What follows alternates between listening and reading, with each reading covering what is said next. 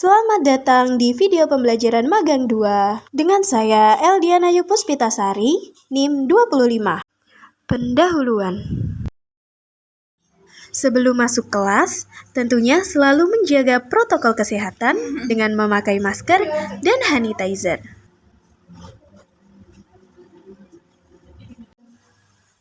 Assalamualaikum warahmatullahi wabarakatuh, anak-anak. Waalaikumsalam warahmatullahi wabarakatuh. Selamat pagi, teman-teman. Sebelum pelajaran dimulai, marilah kita berdoa terlebih dahulu ya. Silakan dipimpin doa untuk ketua kelasnya.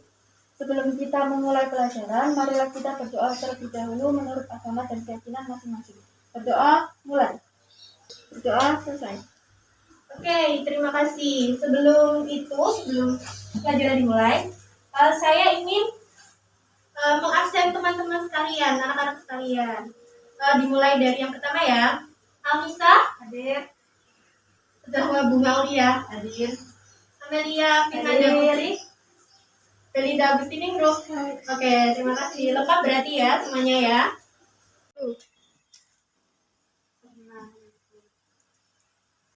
Pada pertemuan kali ini, teman-teman akan belajar tentang apa? Ayo, siapa yang tahu?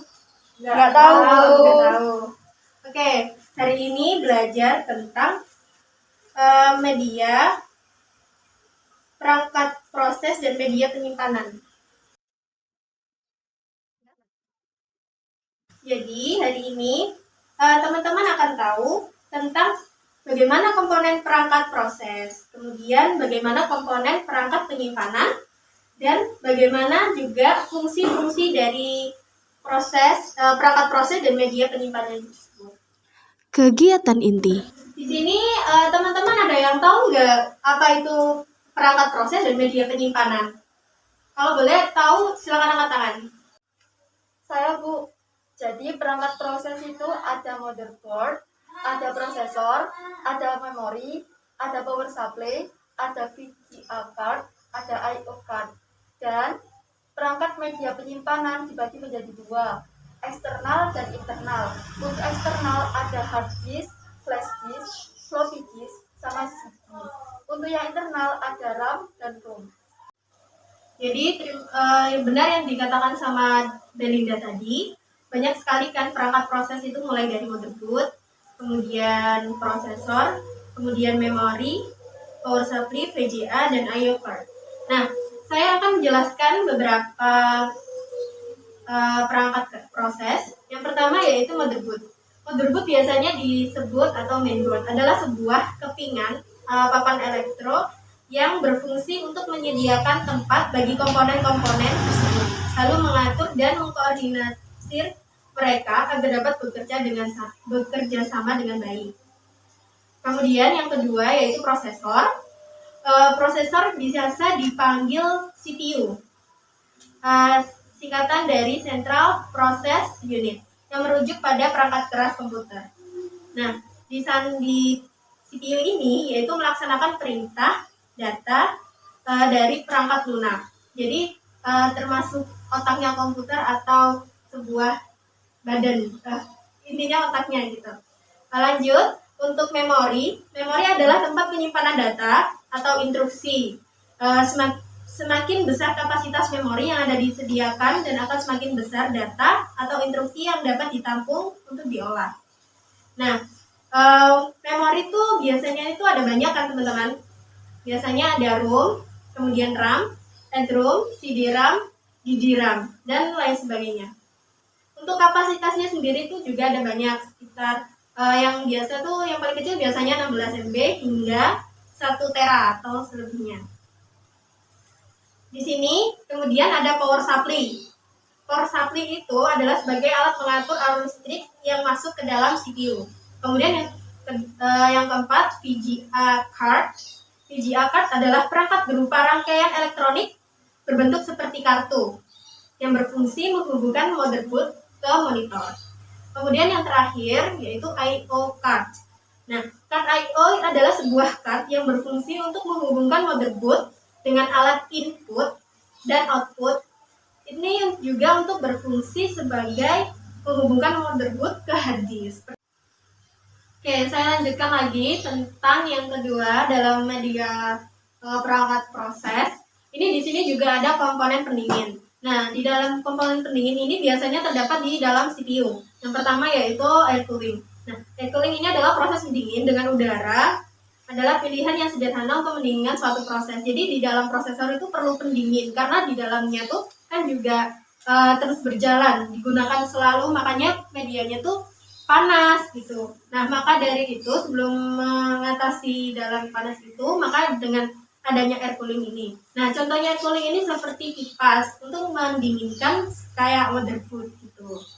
Nah, saya lanjutkan lagi yang liquid cooling. Nah, yang liquid cooling itu proses pendingin prosesor menggunakan dengan komponen pengaplikasian dengan bahan cairan melalui panas. Jadi ini tuh liquid cooling ini biasanya di atasnya prosesor seperti itu.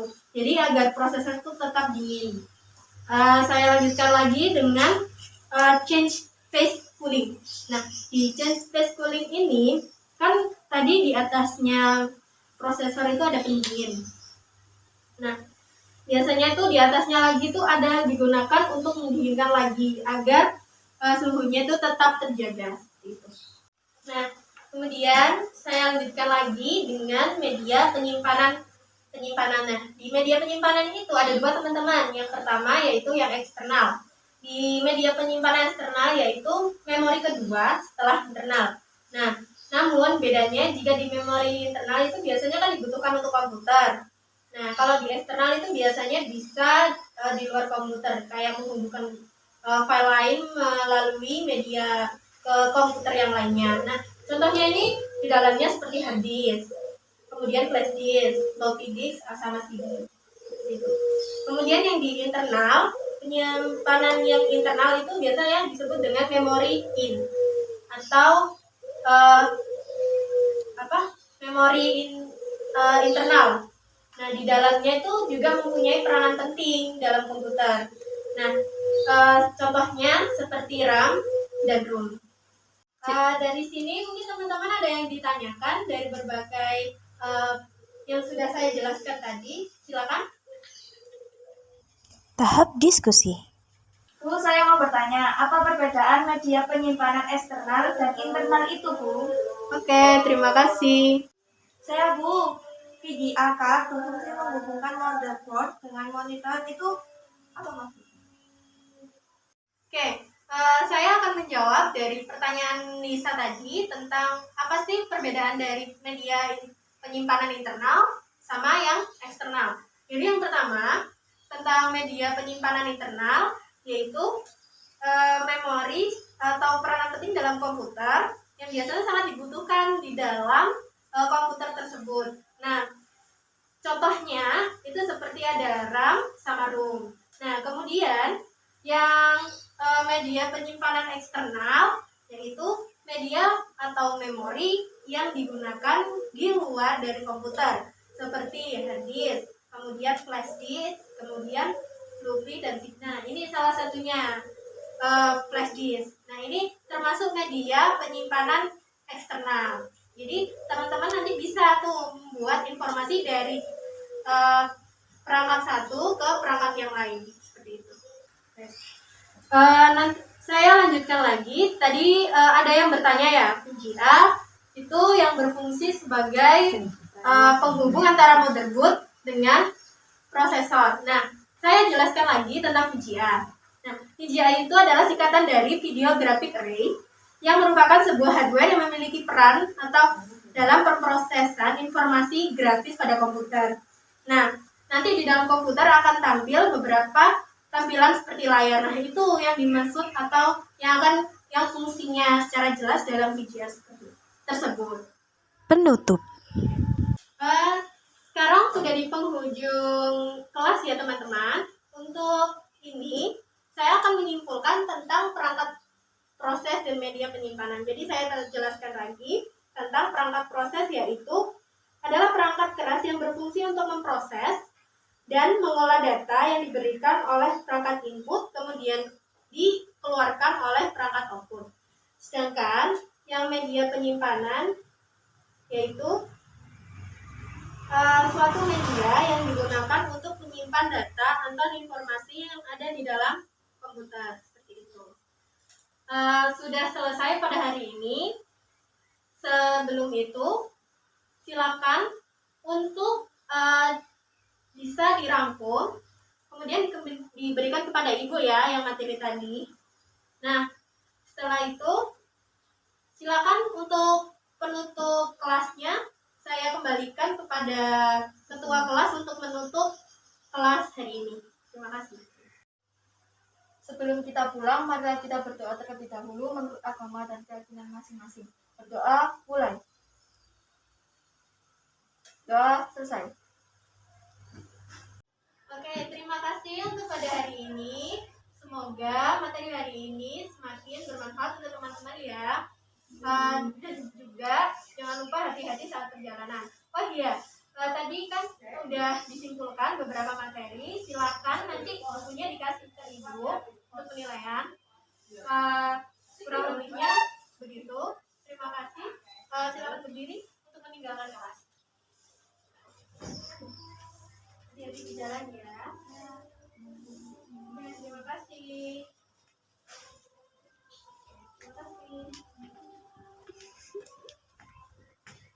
Terima kasih telah menonton videonya. Jangan lupa like, komen, dan subscribe.